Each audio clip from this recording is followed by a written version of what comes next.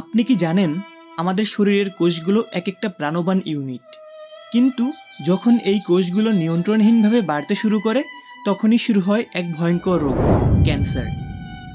আজ আমরা জানব ক্যান্সার কিভাবে হয়, কেন হয় এবং এর পেছনের বৈজ্ঞানিক ব্যাখ্যা। হ্যালো এভরিওয়ান, আমি রন্দ্র।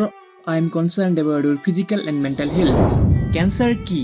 ক্যান্সার হলো এমন একটি অবস্থা যেখানে শরীরের কোনো কোষ নিয়ন্ত্রণ হারিয়ে বারবার বিভাজিত হয় এবং অস্বাভাবিকভাবে বেড়ে ওঠে।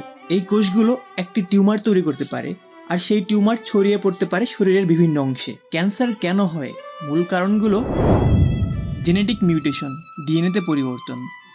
কোষের ভিতরের ডিএনএতে কোনো ভুল বা পরিবর্তন ঘটে গেলে কোষ বিভাজনের স্বাভাবিক নিয়ম নষ্ট হয়ে যায়, ফলে কোষ অপ্রয়োজনে বাড়তে থাকে।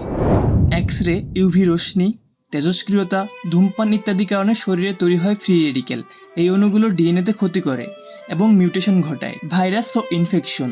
কিছু ভাইরাস যেমন এইচপিভি, হেপাটাইটিস বি দীর্ঘমেয়াদী ইনফেকশন ঘটিয়ে ক্যান্সার তৈরি করতে পারে। জীবনযাপন ও পরিবেশ। তামাক, অ্যালকোহল, দূষণ, ফাস্টফুড, অতিরিক্ত ওজন এগুলো কোষের উপর চাপ ফেলে মিউটেশন হওয়ার ঝুঁকি বাড়ায়। ক্যান্সার কীভাবে শরীরে ছড়ায়? মিউটেশন হওয়া কোষগুলো ক্লোনের মতো নিজেকে কপি করতে থাকে। ধীরে ধীরে এটি একটি টিউমার তৈরি করতে পারে। কিছু কোষ রক্ত বা লিম্ফ্যাটিক সিস্টেমের মাধ্যমে দেহের অন্য অংশেও পৌঁছতে পারে। একে বলে মেটাস্টেসিস।